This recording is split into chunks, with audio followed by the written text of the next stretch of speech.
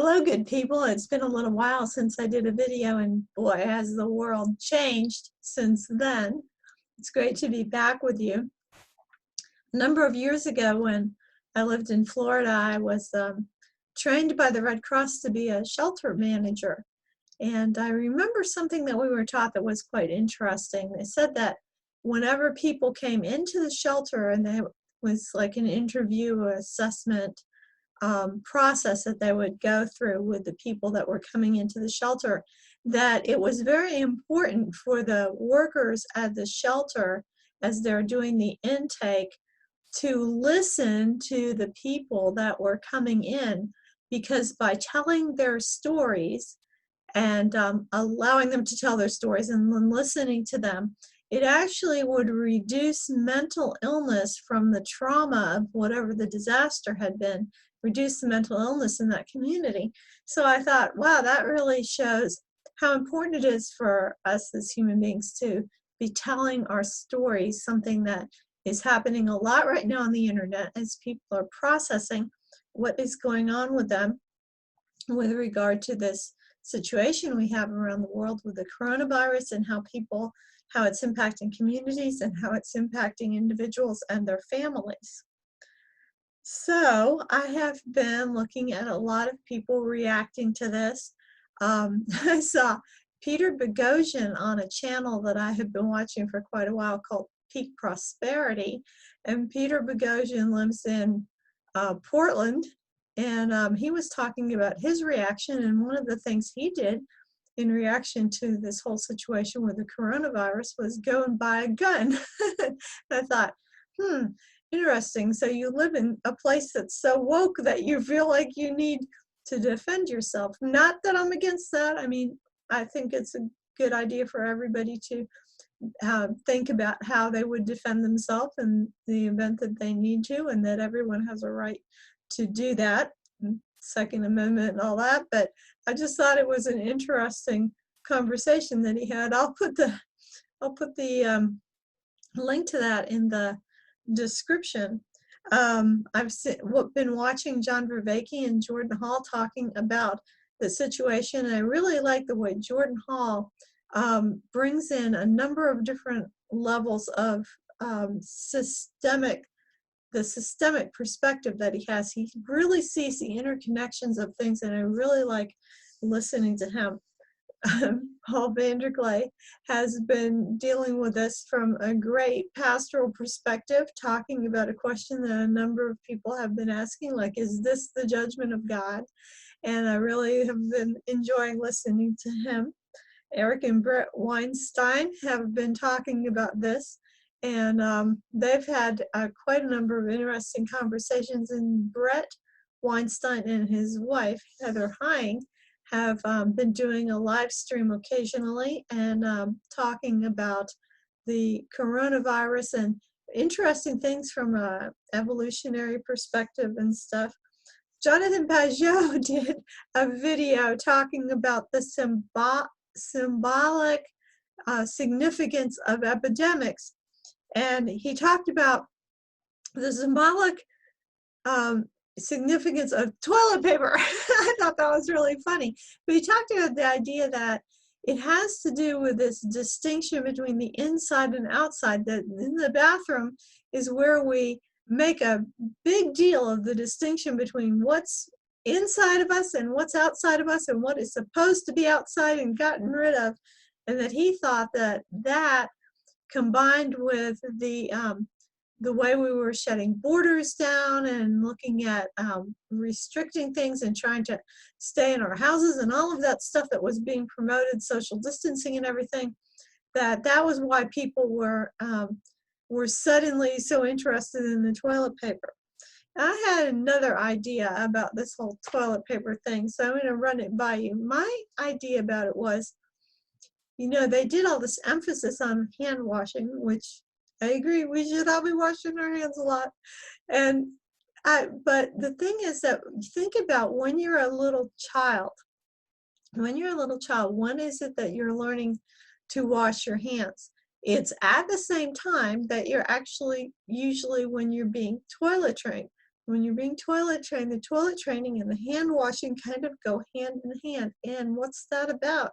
Psychologically for the child, it's about control, right? So here we have a situation that seems to be massively out of control, where people are fearful or unsure about what is going to happen.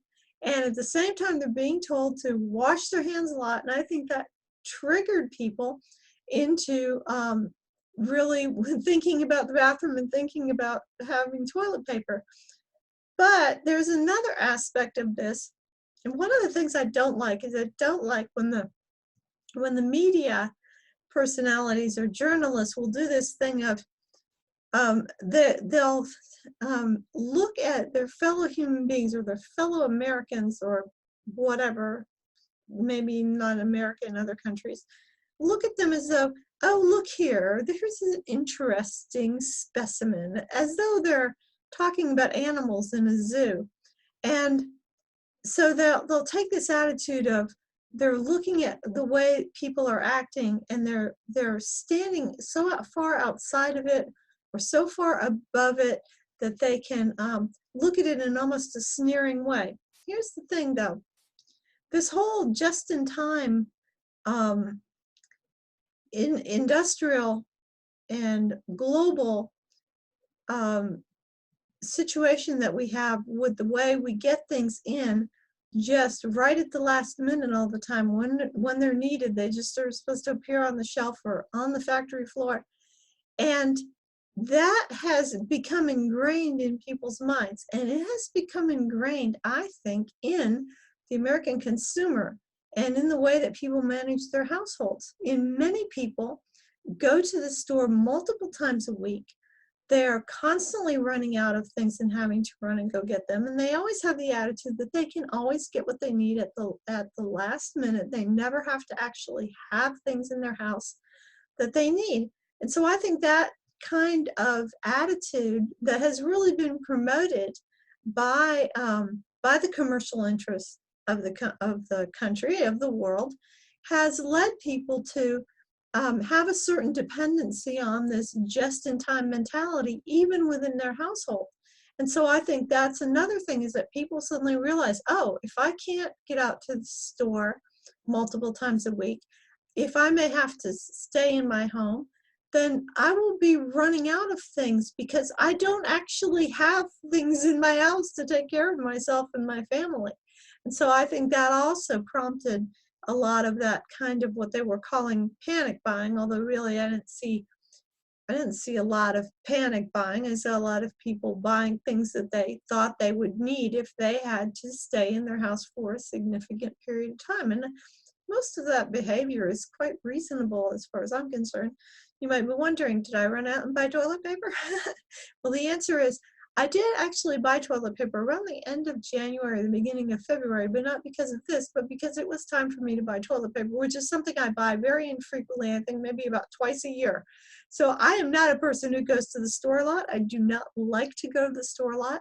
And I also like to stay stocked up on things, and I like to buy things when they're on sale. And so for me, there was nothing panicky about it in the least. That's just how I always shop. That's how I manage my home. So I am kind of, I would say, a person who thinks about preparedness, being prepared. And I always have been like that. I grew up in Miami where we had hurricanes, and you always had to have stuff on hand in case the power went out, and you had to have water stored up in case you didn't have the water flowing in your house because the power was out and the pumping stations didn't work and all of these things. So you always had to have flashlights and batteries or lamps or whatever. And you had to have the boards or the shutters to close up your windows when the hurricane was coming, all that stuff. I mean, this is just, to me, kind of normal life. So I thought, a few years ago we had this thing called the revenge of the nerds, and I thought, this is the revenge of the preppers. I heard a great little talk about this whole prepper business from a lady I follow on a channel called Rain Country. She lives in, I think it's Washington State, and she lives on the rainy side of the state and does homesteading and gardening and everything, and she makes all kinds of wonderful ferments and things. So she did a conversation about this whole situation with people who are prepared and people who aren't. And she was saying that the people who always were prepared should not be sneering at the people who were not prepared, even though the people who were not prepared and didn't bother to have been sneering at the prepper people for a long time. So I'll put a link to her great little conversation about that in the show notes. So you might wonder, did I feel threatened by this situation? And I would like to address that, because I would like to say I definitely did feel threatened, but it wasn't like I felt threatened because, we'll run out of food, we'll run out of toilet paper, whatever. Not like that. But I did feel a sense of threat as I watched this. I started watching the news about this way back in January.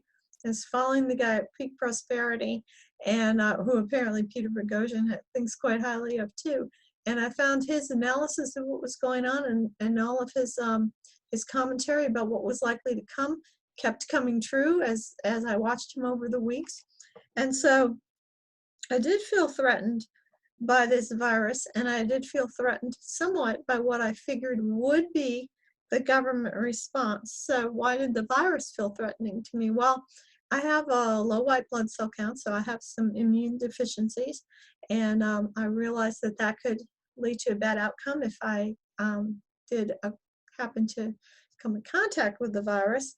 And also, many years ago, back when I was pregnant with my third child, I had pulmonary embolism. In fact, I had two pulmonary emboli in one of my lungs, and I remember very clearly how excruciating it was to have that situation in my lung, to not be able to breathe without tremendous amount of pain, and just how terrible it was to be in the hospital with that, and how painful it was.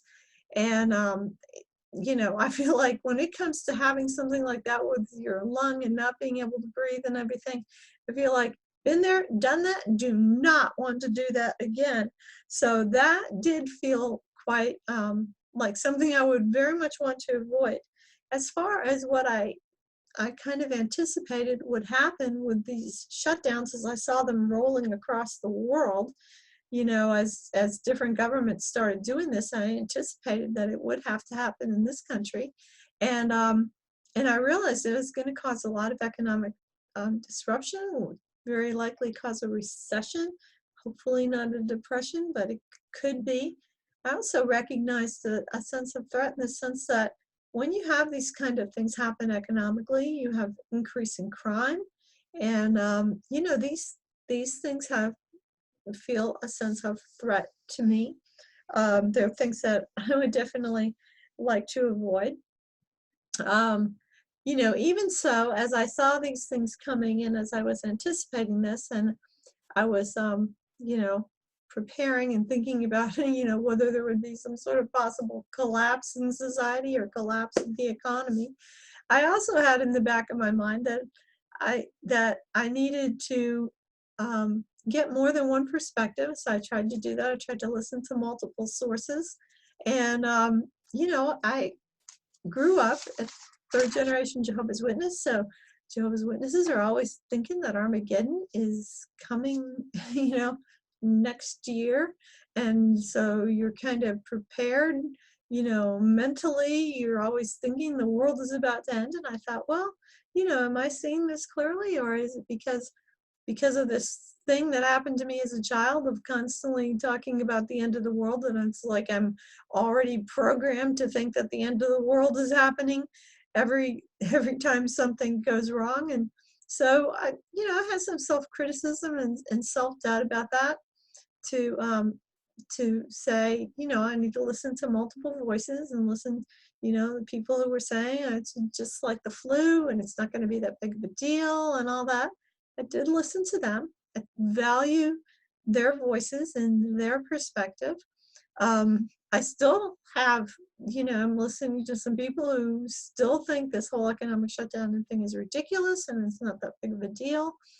And so, I value that those voices are out there and they have that perspective. I don't think, I think all the different perspectives are useful, and that, you know, everybody doesn't have to see things in exactly the same way. We need to have the kind of conversations that we have in this corner of the internet where we listen to different perspectives. At the same time, I did try to talk to some people locally because, especially as it got more towards into late February and early March, when you really could see what was happening in Europe and stuff, I did anticipate that we were going to have some issues with regard to like the local stores that people would be running and they would be trying to get things, and that's fine. My idea was that if I could talk to some people in my community who had the means to do so. Some people live very hand to mouth, but other people don't. And I know some people that don't live hand to mouth and have some means. And I thought if I could get them to kind of have an awareness of this, even if we just got some of the families to say, okay, I see this coming, so we'll go get prepared. We'll get what we need to stay in our homes for, a number of weeks if we need to. And then those people would be out of the way. Once they bought what they needed, the stores would refill because all the supply lines were still going. And it would make it actually easier for the other people, especially for those of lesser means who might kind of have to wait to the last minute to try and get what they could. But I was very unsuccessful at getting the people around me really to engage with this in any kind of, I would say, intelligent way. I try to talk to them and say, are you following the news on this? How do you think we might get prepared, within our community and groups that I'm part of, etc. And I would always get the same reaction, be like, oh, don't panic. It's just, you're being silly, whatever. And I'm like, I was not talking in a panicked way. I was speaking calmly. I was not running around, screaming, flailing my arms or anything. And yet I was getting this reaction. And I realized I'm not having an authentic conversation with these people. They're not treating me as though I'm someone who might know something that they don't know, like Jordan Peterson says. Assume the person you're talking to knows something you don't know. They weren't assuming that about me. They were really, and it was like they had a certain programming thing that they thought they should say, and they just said it. And I thought, I have really been spoiled by the conversations in this part of the internet, in our little corner of the internet. These conversations where, we talk so respectfully to one another. And I realize I'm totally spoiled in that. Now I'm expecting everybody in my world to have that level of conversation. And when they don't, I'm like, oh, that's terrible. So anyway, I spent a number of weeks feeling kind of rather isolated from people around me because my headspace was totally different than theirs. I walked into a store one time and I looked at all the people who were in the store, and I thought, oh goodness, you poor people, you have no idea what's headed your way.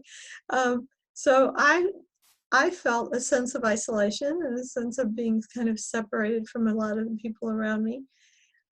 So when other people started going into their isolation and into their social distancing, by that time, then I could talk to the people around me. So they were going into isolation, I was coming out, and then, was able to have the kinds of conversations that I wanted to have about how to deal with this situation. So you have a lot of people who are really quite shocked, just coming to this in a pretty short time period that I had already been kind of mulling it over for a number of weeks. And so people are in shock, and they're asking, questions like they do, like Paul Vanderklay says, like, is this the judgment of God? Andrew Sweeney had a conversation with John Vervaeke, and he is saying that it feels like the judgment of God. It feels like a biblical thing. Some people are asking, Is this some sort of revenge? Is nature taking revenge on humanity? You know? So, okay, so my take on it is it the judgment of God? Is this the apocalypse? You know? And I would say, of course it is, because it always is that. You know, that is the reality of everything always, all the time. Everything is the judgment of God. God's judgment is constantly manifest. The apocalypse is constantly there. The unveiling, it's just a matter of whether or not we see it. It's whether or not we are willing to observe the reality that lies behind the systems in which we live. So there's a reality above, you feel the waters above. There's a reality below. There's something that is overarching, and there's something underneath that is supporting. And the question is, what is the status of those things? You know, what is the status of the world system in which we live, of the economic system, the government system, the way the two of them interact with each other?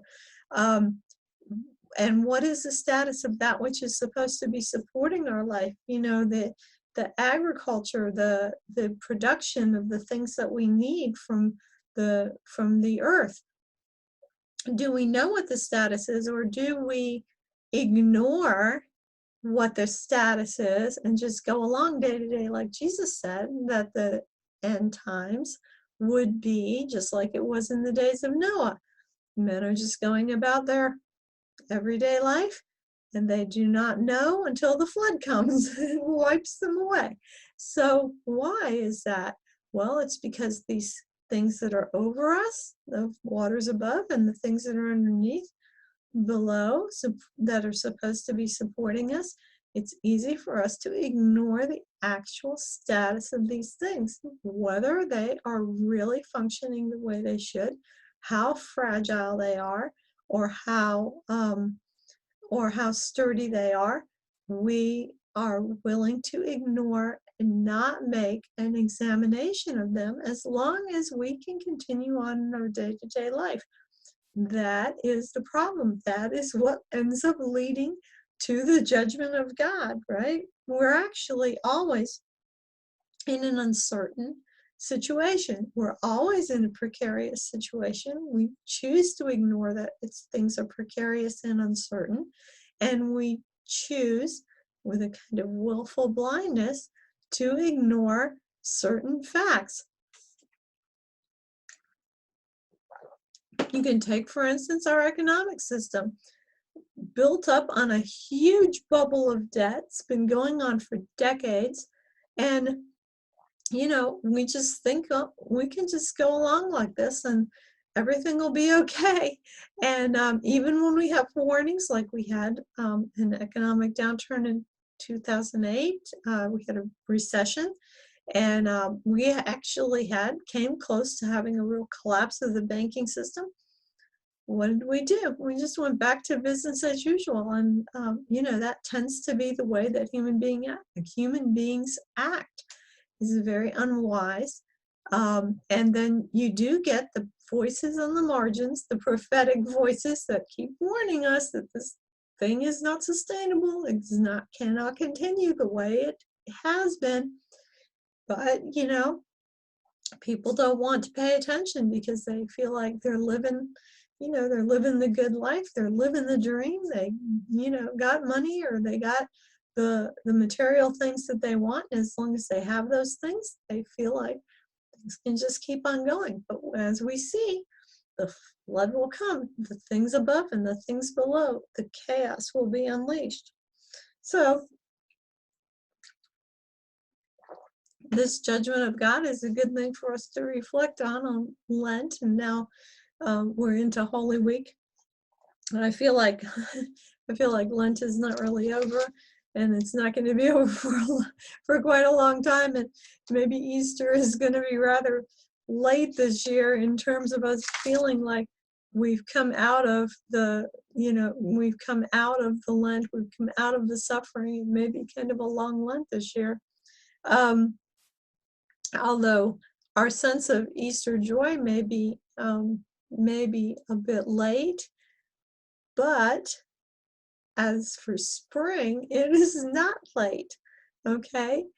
People ask, well, is nature turned against us? Is nature punishing us? Well, you know, I went out the other day out into the yard early in the morning and walked back by the chicken house where I have peas climbing up a trellis, and the first pea pod, I popped it in my mouth.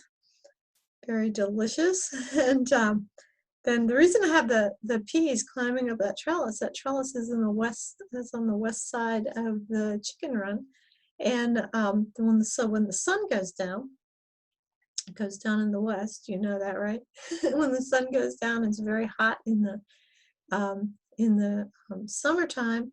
I always have plants growing up that trellis, give some shade to the chickens when the heat of the sun comes in to their run in the afternoon. So right now there's peas up there, but later on I will plant some, I think this year I'm going to plant some cantaloupes growing up that trellis. And so what are the peas doing there? Well, the peas are they are a legume, so they are nitrogen fixing that soil in that planter by that trellis. So they're working just fine. That's nature working. Then after I ate the pea, I walked over by the asparagus to pick some asparagus. It's coming up just fine. Nature's working. I noticed that the mulch I put on the asparagus is starting to disappear. So I put a bunch of crushed leaves. I raked a bunch of leaves onto a mowed section of grass, and then I chopped them up with a lawnmower, going over them with a lawnmower, chopped them up and bagged them, and then I tossed them on the asparagus patch as mulch. Well, what's happening is that mulch is disappearing. It's disappearing into the soil. I go out there and pick the asparagus, and I see some bare patches. What does that mean?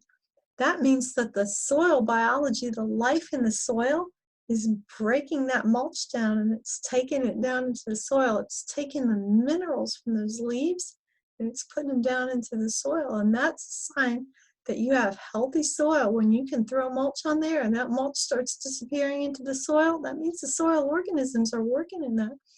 Nature is working just fine. I went out into my front yard and cut a bunch of dock leaves for my chickens.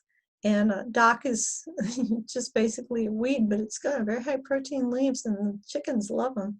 And I noticed that my fig tree is coming to life, got little green sprouts on it. And I looked at my raspberries, and my raspberries out front, they're doing good too. They're really putting out they're getting their leaves and little buds. And I went back over by the chickens with the dock and picked up the eggs. Chickens are laying, and you know, that's part of nature. It's doing fine.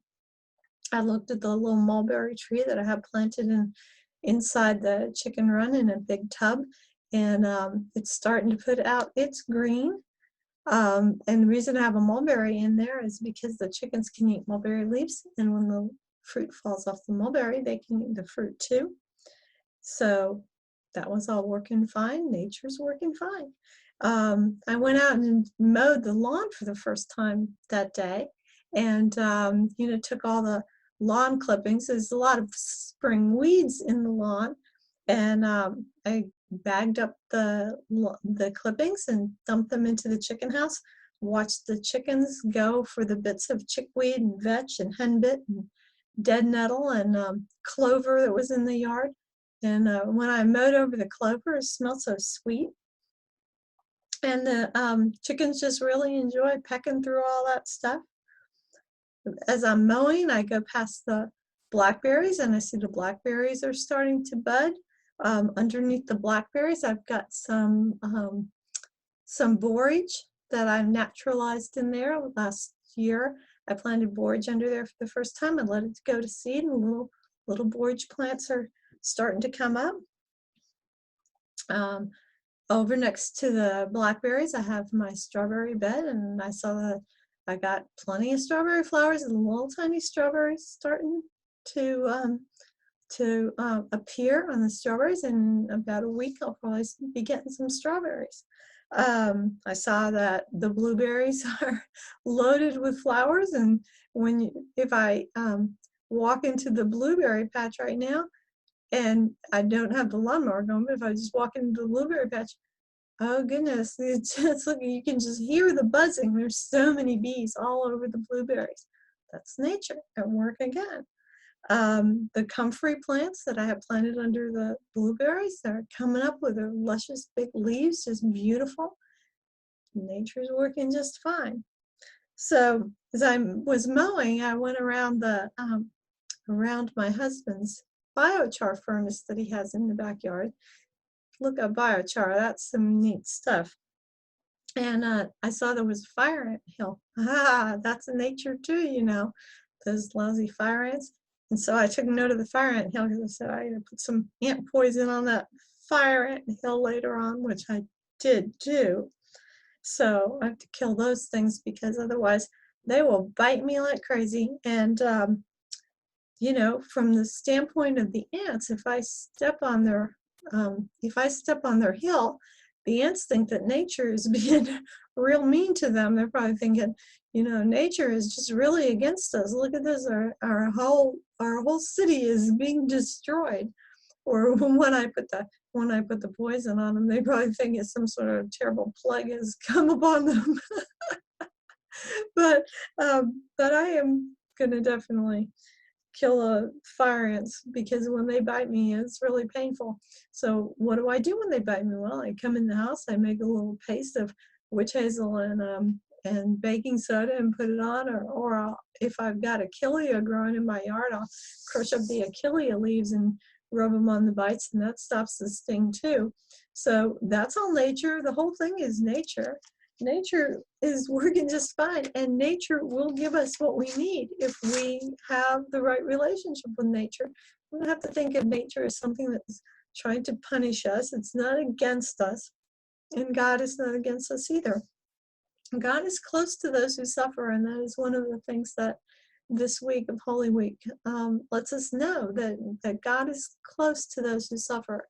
And those who are suffering and who are in the hospital on ventilators from this terrible virus, they are actually suffering very much as Christ suffered on the cross, because to be crucified is to suffer very much in that way, with having your lungs fill up with fluid. That is what happened to Jesus while he was on the cross. We know that he is close to those who are suffering. But I am trying not to suffer from this virus, actually. And I hope that I don't. I hope that none of my friends do, and that you don't either. I'm taking all of the precautions that I'm supposed to take. Once I realized that it was coming, I was careful to do, you know, make sure I had my different herbal things that I use. I contacted an herbalist I know to get some advice. I've already got vegetables growing in my garden, so keeping, you know, fresh vegetables and different things like that, and things that boost the immune system. Now, Brett Weinstein said he doesn't like this idea of boosting the immune system or making the immune system stronger, as though you could separate the immune system from the whole organism. And he's right about that. And technically, he's right. You know, when we use that language, when we say boosting the immune system, that's true what he's saying, that you can't separate the immune system from the whole organism. But when we say that, it's kind of a shorthand thing. It's like I'm doing things to make sure I strengthen my entire organism, like vitamin C, but getting out in the sun, and vitamin T, for the vitamin D and all of that, in order to have a stronger immune system. So I think he's being a little bit picky in the language there. When we say that, that's what we mean. We mean we're strengthening ourselves to better fight off a disease. I also had to think through, you know, my husband still has to go to work, and, you know, we're taking all kinds of precautions with him taking his work clothes off outside before he comes in the house, and, you know, cleaning everything that comes into the house, that kind of thing. We're taking all of those precautions. And if you listen to Eric Weinstein and Heather Hine, you hear them talking about all of the precautions that they're doing with their family. But one of the things that's strange about this, and this is what Heather Hine mentioned too, is that She said she may have already had this illness, and I may have already had it also. So right around the beginning of March, the first week of March, my husband went out of town, and I had a sore throat for about a week, and it just kept getting worse and worse. And like the day that he left, or the next day, I can't remember exactly, but my sore throat got a lot worse, and I suddenly felt very tired and very much like I was really coming down with something. And I mean, through that day, or from the afternoon to the evening of that day, I just really crashed in terms of how I was feeling. I just had to go to bed. And I had a strong desire to be hot. So we have a portable sauna, and I thought I would like to get in the sauna. I just had this craving to be hot. And Heather Hine mentioned having an illness where she had that same craving to be hot. I've had other people mention that have had the coronavirus, the COVID-19, but they had this desire to be hot. They couldn't get warm enough. But I felt too weak to even go sit in the sauna. So I went to bed, covered myself up real heavily with covers, and just I lay there in the bed. And I knew I had a fever, but I didn't take my temperature, so I don't know exactly what the temperature was. But I started having these body aches that were just terrible, and it was worse than anything I've ever had when I had the flu. You know how when you get the flu and you get achy and even your hair hurts? But this was different. This does not feel like the flu. It felt much, much worse in terms of the body aches. They were just terrible. And I also had a dry cough. I had started getting a dry cough like the past couple of days before I actually had this incident where I felt feverish and I went to bed.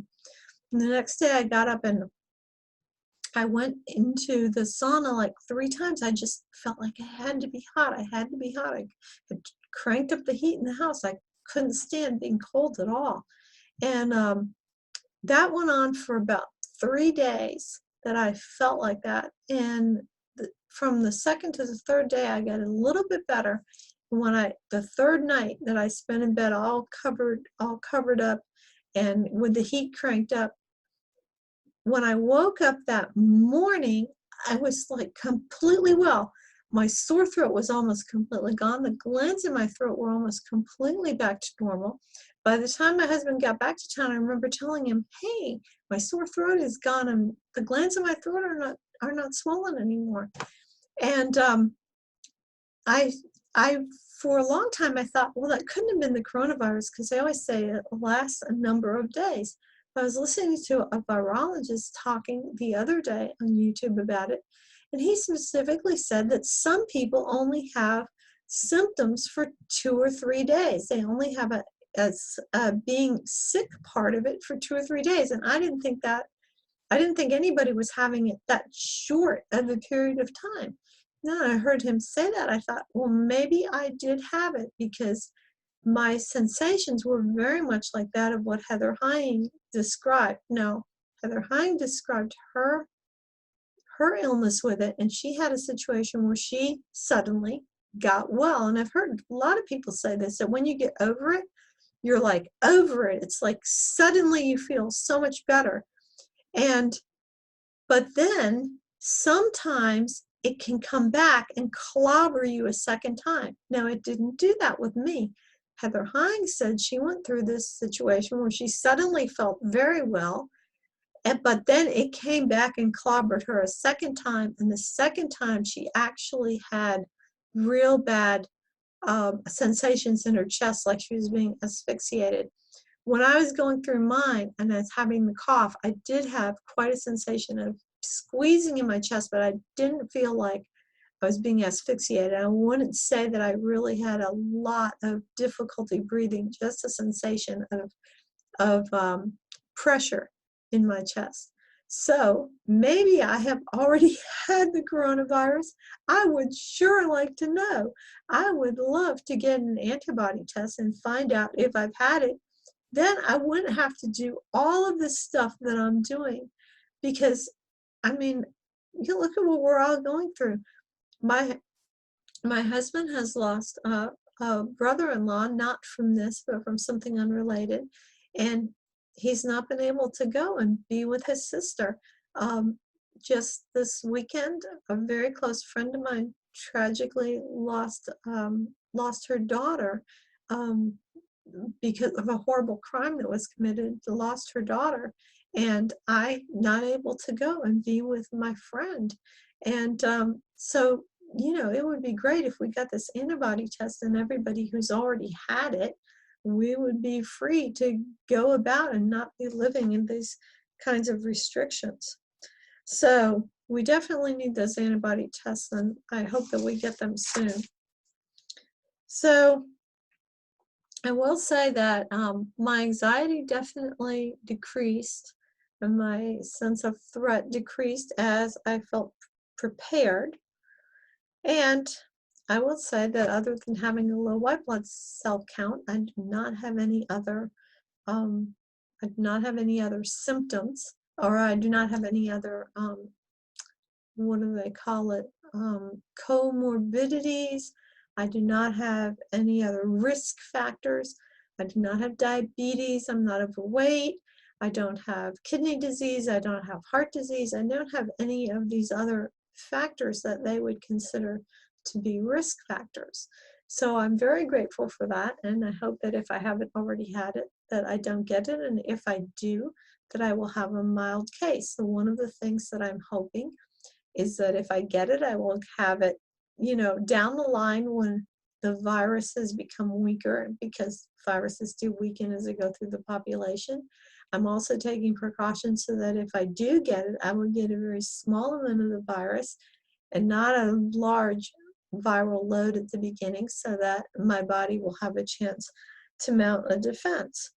But I want to say something about these risk factors that they are noticing within the population.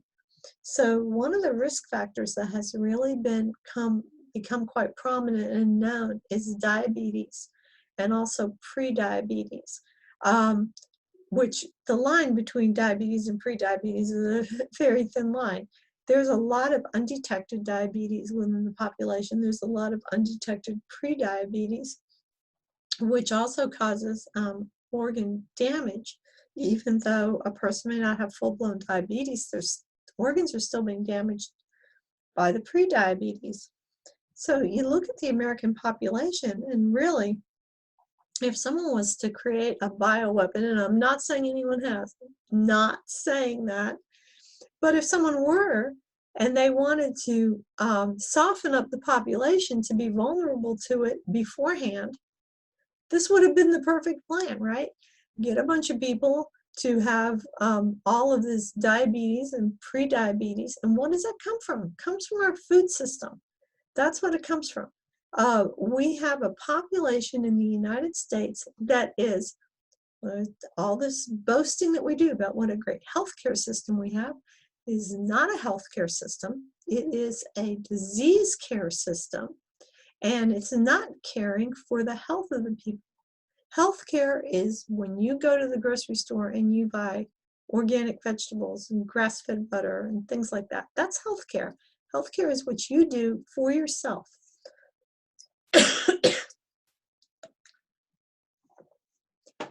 Healthcare is not when you get sick and you have to go to the doctor, because that is not caring for your health, it's caring for your sickness. We have a huge amount, I think it's something like 70% of the young people in our country who are not healthy enough to be accepted into the military. So what are we doing to our population? What are we doing with this kind of food system that is promoting all of this sickness instead of promoting the health of our population? So I think that one of the things that we need to do, one of the lessons that we need to take out of this experience, is that we have got to strengthen our population's health. And the way to do that is we've got to take this food system that we have, and it's too centralized. It's got to be dispersed throughout the country. So I think you can contribute to that by buying local, purchasing local food, maybe connecting directly with someone who farms in your area, or who gardens and who has extra produce to sell. But also by using this time, if you happen to be home and stuck at home because of your job, plant a garden, learn how to do that. Look at videos about gardening on YouTube, and let's see if we can start really taking care of our health and eating better, and getting away from all of this processed food, all of these carbs that are causing such a situation in our population where we are so vulnerable to something like this virus because of our food system. So that is something that I would definitely like to see. Going back to this idea that I said at the beginning about telling stories, we tell ourselves stories about our society, and we tell ourselves stories about our country. One of the stories that we tell every year is something called the gross domestic product. And that's what we talk about, the growth of the gross domestic product, and we're always looking for the gross domestic product to grow. So we tell ourselves a story about being prosperous if our gross domestic product is going up. But think about this. Say that, you have some company like Monsanto that makes poisons that go on the grains, and then the grains are, harvested with these poisons on them, and then they are processed, and put into packages and sent to the grocery stores. And in the meantime, while they're coming to the grocery stores, advertising is being done on television and in magazines and whatever, promoting for people to buy this so-called food. People are eating it. People are getting sick. When they get sick with diabetes or any of these other chronic health conditions due to bad food, then they go to the doctor and they have their various complaints that they have about their health, and the doctors write prescriptions for them. Well, all of those things, the poisons, the money spent on the poisons that go onto the food, the money spent on the processing of this food into substances that really are not even food, the packaging, the shipping of it, the purchase of it at the store, the eating, the going to the doctor to complain about the health problems, the prescriptions that then are given for these health problems, and other prescriptions that are given because of the side effects of the first prescription. All of that is counted, and it's all added up, and it's called the gross domestic product. It's nothing but the gross domestic BS. That's what it is. It's not productive. It's actually extractive. It's extractive of the earth. It's extractive of our health. And it is a system that we have absolutely got to change, and we have got to demand that change. And maybe this virus will be a wake-up call about that, so we can stop telling ourselves this false story about gross domestic product and get to actually having a healthy, vibrant population, because we certainly have the resources in this country to be able to have a healthy, vibrant population. God is not against us, and nature is not against us. And if we start working with it correctly, we will find that nature does support us. God has given us everything that we need. We just have to make the proper use of it. Well, that's my thoughts about this, and thank you for letting me share my story with you about what's going on with me with this virus. And, I hope I hear from you in the comments and that you are well. And until we get together again, treat yourself as though you were someone you are responsible for helping, because you are responsible. So am I, and together we are making the world. Bye for now. Thanks so much for watching.